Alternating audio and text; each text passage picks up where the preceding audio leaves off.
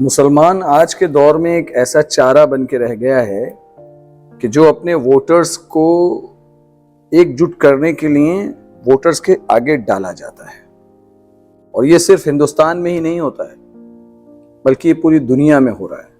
मुसलमान को एक आसान टारगेट बना लिया गया है। इसका एक ताज़ा उदाहरण ये है कि ब्रिटेन में भी उसी वक्त में दंगे हो रहे थे जिस वक्त में दंगे बांग्लादेश में हो रहे थे, लेकिन जितने भी न्यूज़ चैनल्स हैं वो ये बता रहे थे कि बांग्लादेश में मुसलमान किस तरह से हिंदुओं पर अत्याचार कर रहे हैं।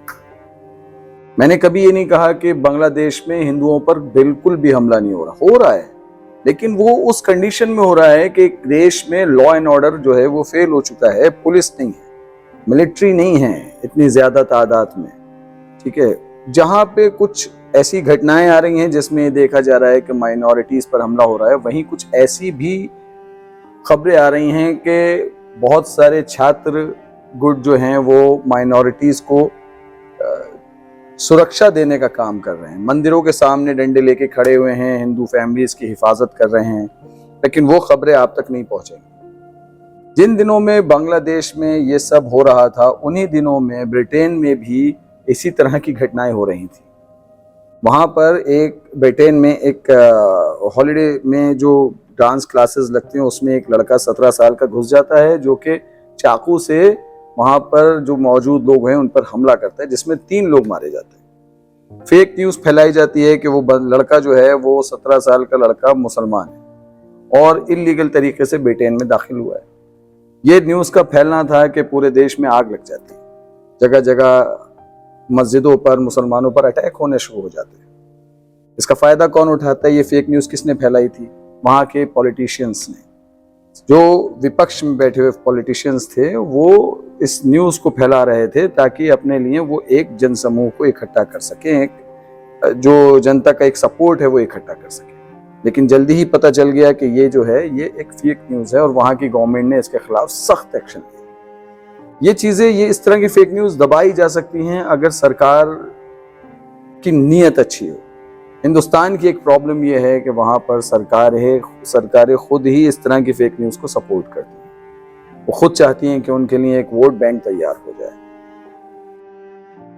बहुत कुछ और भी कहा जा सकता है इस बारे में, बस। लेकिन देखिए, एक बड़ी प्रॉब्लम क्या है, आप तक कोई भी खबर पहुंचती है तो क्या आप उसकी तहकीक करने की कोशिश करते हैं? क्या आप ये जानने की कोशिश करते हैं कि जो खबर आई है इसका सोर्स क्या है? क्या आप ये जानने की कोशिश करते हैं कि ऐसा तो नहीं कि किसी पुरानी खबर को नए डेट डालकर आपके सामने पेश कर दिया गया हो? आर्टिफिशियल इंटेलिजेंस का ज़माना है, किसी भी चीज़ को मिनटों में बनाया जा सकता है। तो क्या ऐसा तो नहीं कि उसका इस्तेमाल करके आपको बेवकूफ़ बनाया जा रहा हो? बांग्लादेश के केस में भी यही हुआ है। बहुत सारी पुरानी खबरों को नई डेट के साथ आपके सामने पेश किया गया है। बहुत सारी ऐसी खबरें हैं जिसमें मरने वाले लोग मुसलमान हैं लेकिन उनको हिंदू बना के पेश किया गया है।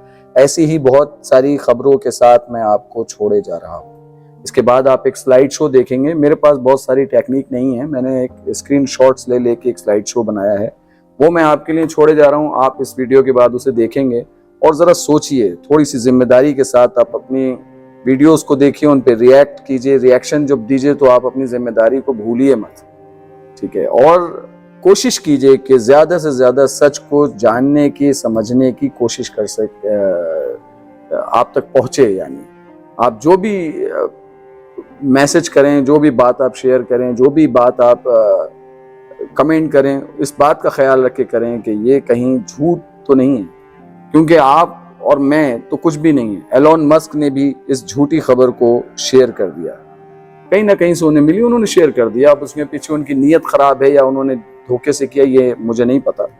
लेकिन जब इतना बड़ा आदमी ये काम कर सकता है तो आप और हम तो कोई बात ही नहीं है हमारी। तो मैं आपको छोड़े जा रहा हूँ कुछ स्क्रीनशॉट्स के साथ, एक स्लाइड शो के साथ। आप उसे देखिए और समझिए कि आपके आसपास क्या चल रहा है। सावधान रहिए। जय हिंद।